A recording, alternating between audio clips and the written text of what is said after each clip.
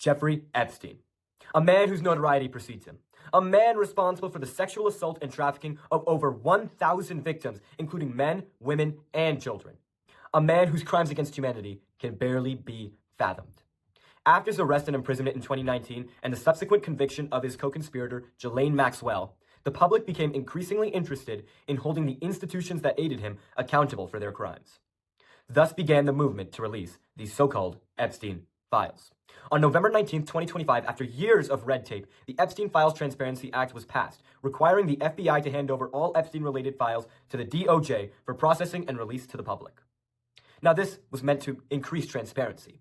It's giving the public access to information that allows them to hold institutions responsible for one of the most infamous trafficking cases in modern history, but something went wrong.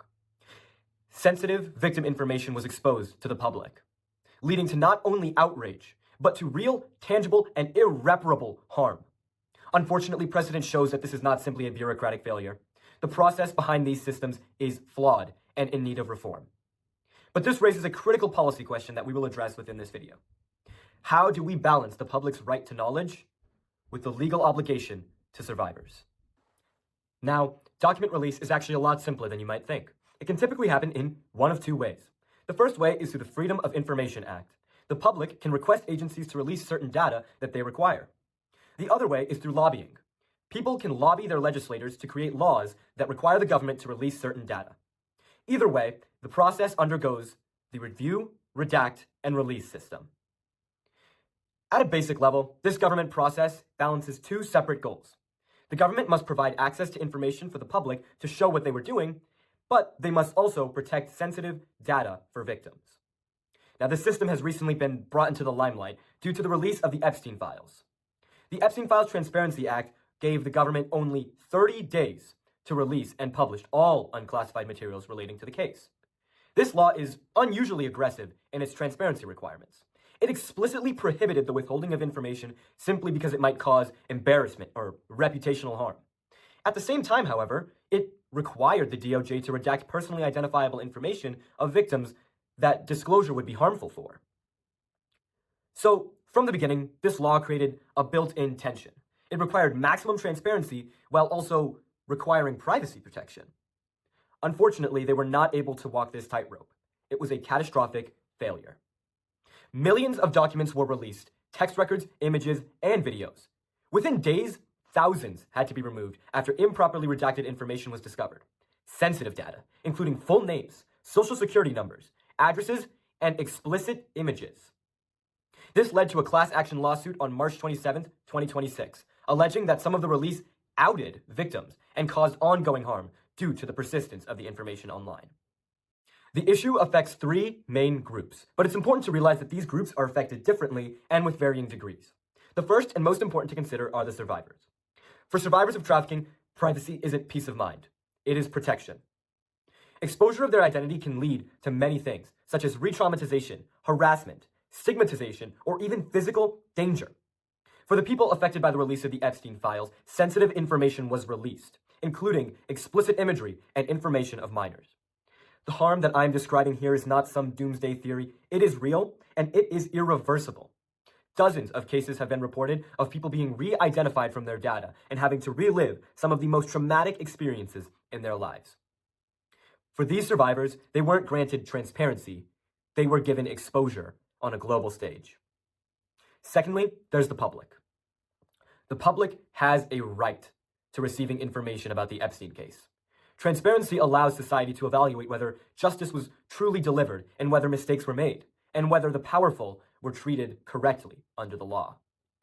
With this information, they can make corrective decisions in the canceling or boycotting of certain people and businesses if they believe justice won't be served in the legal sense. Without transparency, there is a real risk that misconduct remains hidden. Third, there are the institutions, such as the Department of Justice and the courts. These entities are responsible for executing the transparency of the privacy protocols. They must comply with legal mandates, manage large volumes of files, and respond to political and public pressures, also attempting to minimize harm. From an equity perspective, the impact of failure is not evenly distributed. Survivors are impacted the most, and thus, these systems need to be prioritized to stop that from happening. Now, it may seem like a lot has been done. The system appears comprehensive on the surface. I mean, the Department of Justice implemented a large-scale review process involving over 500 attorneys and reviewers, along with multiple layers of quality control. In fact, there's also existing legal protections in place. Federal law includes strong privacy protections, such as the Crime Victims Act and related rules, that often require that courts redact personal information in their filings. Courts also emphasize that victim privacy must remain a priority during discretions.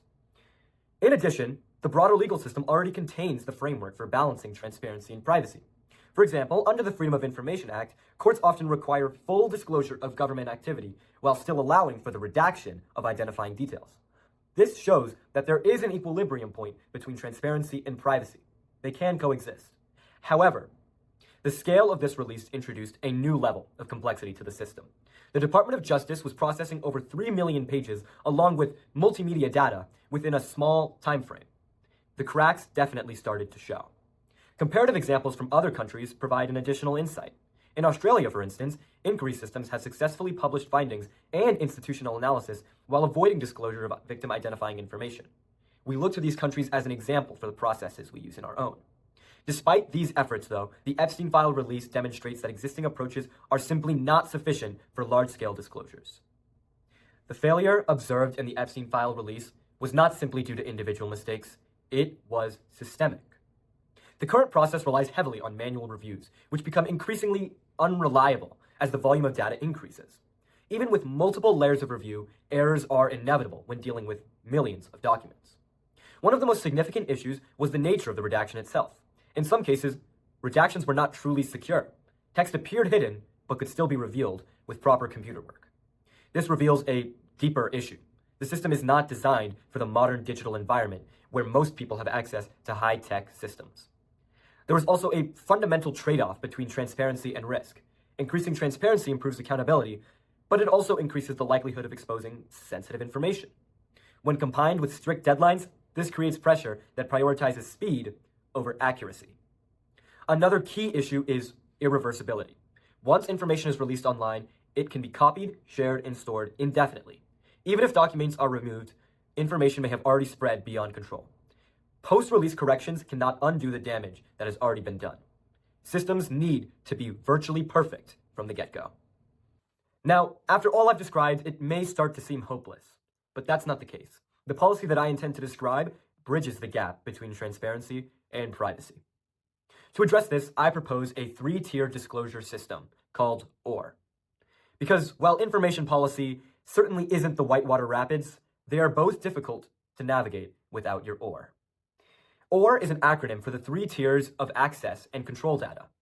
It stands for open access, authorized access, and restricted access. The first layer is open access release, which includes fully redacted documents, summaries, and structured information that focuses on institutional accountability rather than individual exposure. This ensures that the public can understand what happened without exposing victims. The second layer of information is authorized access, where accredited researchers, journalists, and oversight bodies can access more detailed records in a secure environment.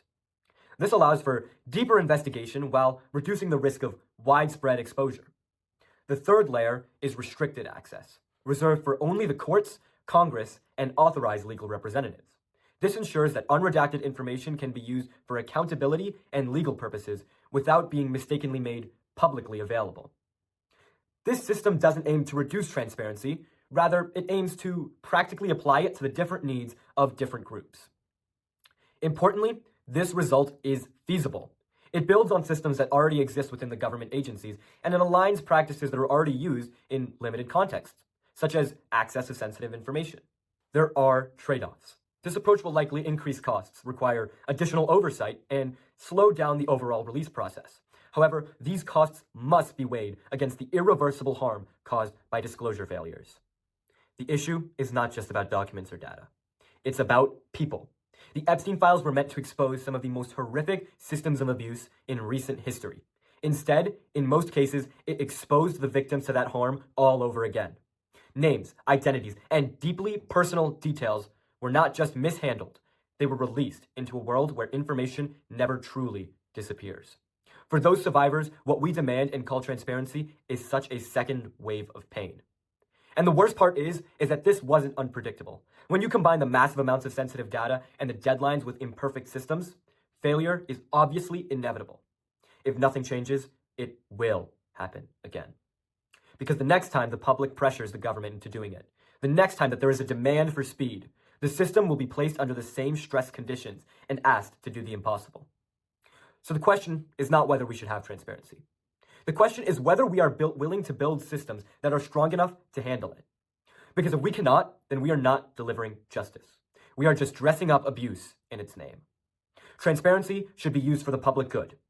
Transparency should be used to hold wrongdoers accountable. Transparency should expose corruption, not the victims.